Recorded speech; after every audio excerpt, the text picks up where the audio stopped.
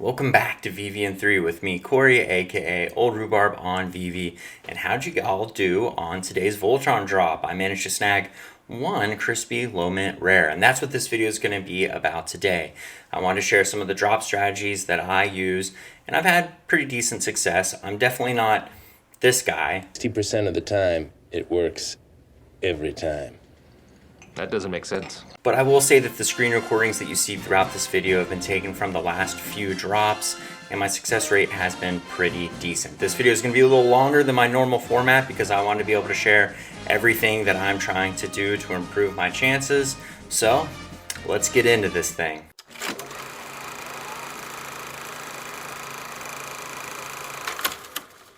Alright, so today I'm going to be offering some slightly different tips depending on whether you're on Wi-Fi or whether you're on mobile. The key takeaway here is that there's two primary factors that are going to impact whether you land a drop or not, and that is your connection and when and how you're clicking. So for Wi-Fi users, you really should consider getting one of these USB-C to Ethernet cables.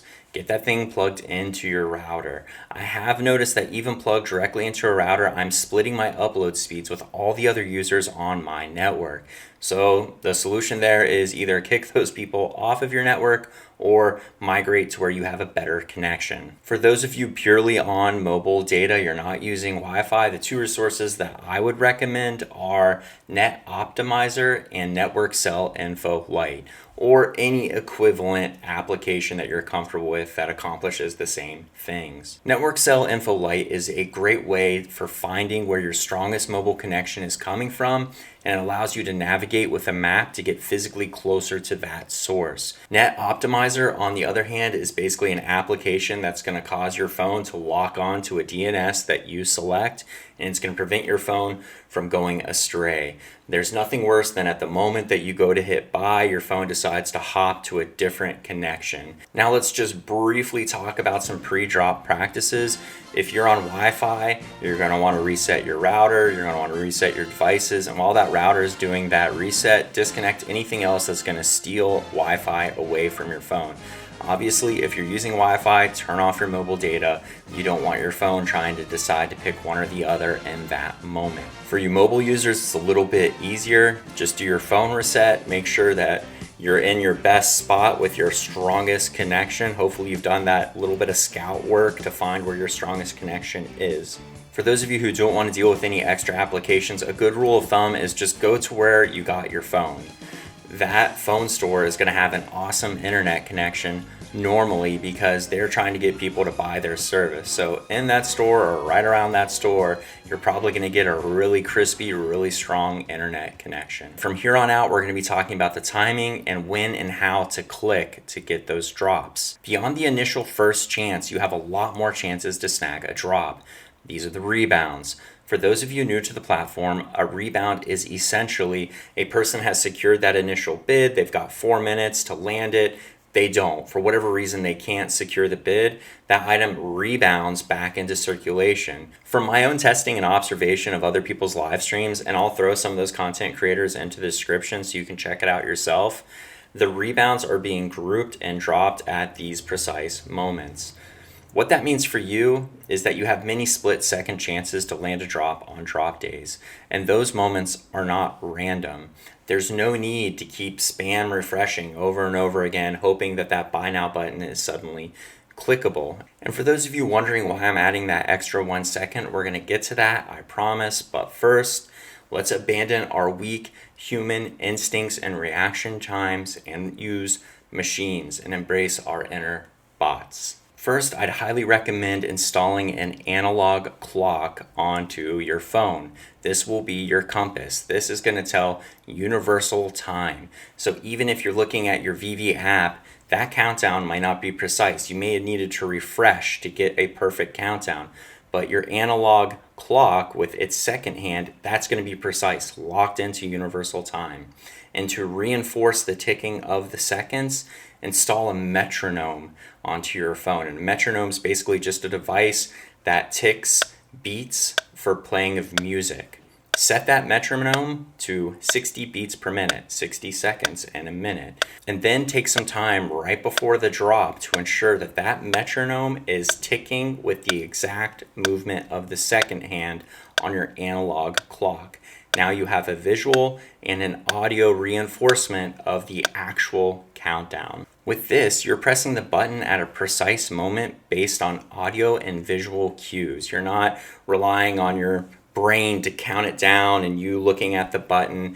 You're eliminating all of that guesswork and you're relying on something that's far more precise. This alone is going to give you a slight edge, and whenever we're playing a game of milliseconds, a slight edge is super important. So as many of us know, but some of you may not because you're new to VeVe, there's two blind drop box formats. There's one where you're going to see the actual buy now button with the countdown right next to it, and then that button will highlight and you'll be able to click it and you'll try to get your buy. The other version, there is no buy now button. There's the empty space. We're going to talk about both of those and the best way to snag that drop. In the open space format, there's not going to be a buy button, but in the moment that the buy button appears, it's always going to be in the area I'm circling right here in the open space. In my personal experience, spam clicking that spot about 5 seconds prior to the start of the auction and just nonstop clicking it has given me the best success. I know some other people time it out differently, but me personally, this has been my best rate of success. And that's how I snagged this Voltron that you're seeing on the screen today. The other kind of blind box drop is going to be the one where you can see the button and you can click it and you can do whatever you want, but you need to click it at that exact moment when the counter goes down. The best method, in my opinion, for this is the 5, 4, 3, 2, 1, 0 click method. We're waiting 1 second after 0 to actually make that click, and this is where the metronome is going to come in handy. What I do is I have the clock widget open, I count down to 15. Once it's 15, VeVe comes back up and I count down with the beat of the metronome, and I pretend every single time I hear that metronome click that I'm pushing. And then whenever we go 0 click, I'm as precise as I possibly can be. I just can't be any more precise than that. And I've had a high rate of success with this method. Snagging rebounds for me has varying levels of success, but for whatever reason, sometimes my buy now button doesn't go away after the start of the bid.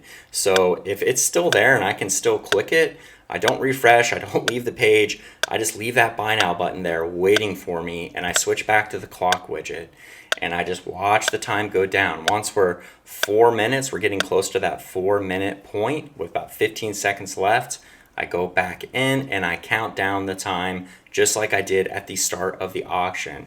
That 5, 4, 3, 2, 1, 0 click. And 60% of the time, it works every time.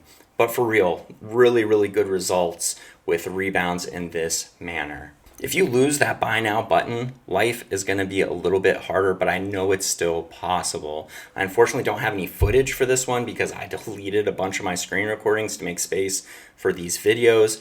But essentially the same exact countdown practice, use the metronome, but instead of remaining and staring at that grayed out button, we're going to go one screen before where we see what it is we're bidding on.